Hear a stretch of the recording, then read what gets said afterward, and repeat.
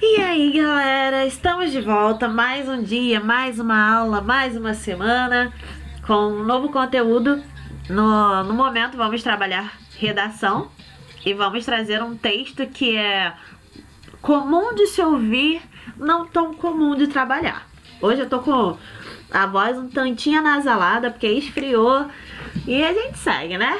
Segue com a voz o melhor possível. A gente começa trabalhando o texto político pelo conceito, né? O que é o texto político? Como é, desculpem, trabalhado esse texto político? Ele é um texto de cunho argumentativo. Aqui vem o conceito de forma mais abrangente. Eu vou conversando com vocês sobre isso. Esse texto é de cunho argumentativo, como eu falei. Ele vai apresentar argumentos para convencer o ouvinte de algo. No nosso caso, como é um texto político, geralmente está focado numa possível eleição. Então a gente traz uma linguagem muito persuasiva, que quer convencer o ouvinte de que aquilo que está sendo apresentado é um conteúdo que é verídico, é real e que pode trazer benefícios para a pessoa ou para a população de modo geral. É comum também ele se apresentar como uma fala comunitária, que procura se ajustar, né, aos interesses da comunidade, como eu falei, trazendo ou pensando no bem maior. No entanto, ele está inserido num meio social que constantemente o altera e o ajusta conforme as novas circunstâncias. Quantas vezes vocês já ouviram discursos políticos em que um candidato ou um político já eleito fala uma coisa, passa 2 semanas ele fala outra, dá-se também, desculpa, a demanda atual de atualização de informações, né? Por exemplo, a gente tá passando por um período de quarentena do coronavírus e por conta do coronavírus, e a gente vê que durante um dado período os políticos ou os ministros ou quando tinha, né, um Ministério da Saúde efetivo, falavam uma coisa, passava um tempo, falavam. Então assim, a demanda de informações ou de mudanças vai ditar se aquele discurso se mantém ou se ele sofre alterações, ok? Então é um discurso flexível, né? Principalmente nos períodos eleitorais, porque o discurso do político, ele visa a satisfação individual e grandes objetivos sociais. Isso é teoria. Vai ter gente que vai falar assim: Ludmila, mas não acontece. Não tem essa questão de interesses coletivos. Mas na teoria, o nosso discurso é preparado dessa forma. O discurso do próprio político é preparado dessa forma. Há uma equipe por trás dele montando a pauta desse discurso. Vai falar sobre o quê? Quais são os interesses que vamos defender, ok? Com isso, podemos depreender que o discurso político tem por finalidade a persuasão. Persuasão é o quê? A tática de convencer, acompanha aqui, a tática de convencer alguém do que você está falando. Então, seja para que sua ideia se imponha, seja para que os outros a apreciem. Então, peraí, eu vou impor a minha ideia, eu quero que apreciem a minha ideia. Então, eu vou utilizar de técnicas de persuasão para convencer quem está me ouvindo, ok? O discurso político começou a ser usado na Grécia Antiga e o político antes era chamado de cidadão, aqui embaixo, da polis, que era cidade, ok? Em grego, que resolvia tudo em diálogo, usando palavras persuasivas. Foi então que surgiu o discurso político fundamentado na retórica e na oratória, orientado para convencer o povo. Então, oratória, a boa fala, e a retórica é o quê? De grosso modo, é aquela situação do fala e ouve, fala e responde, né? Com base nisso, nós vamos ter as características do discurso político de forma simplificada.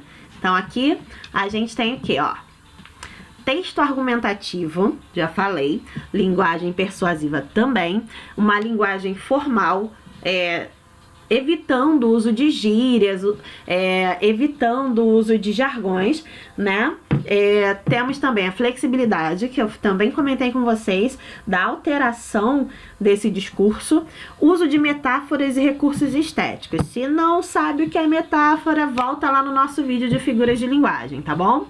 Outra característica marcante no discurso político, ou nos discursos políticos, são as promessas de futuro. A maioria deles propõe algo aos seus eleitores. Lembrando que uma passada rápida em metáfora é uma comparação sem utilizar o conectivo como, né?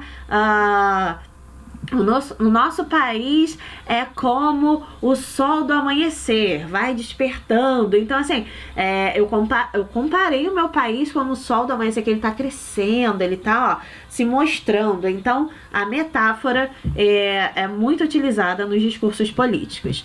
A gente segue com uma curiosidade sobre o início das eleições. Ao que tudo indica, tiveram início no período colonial.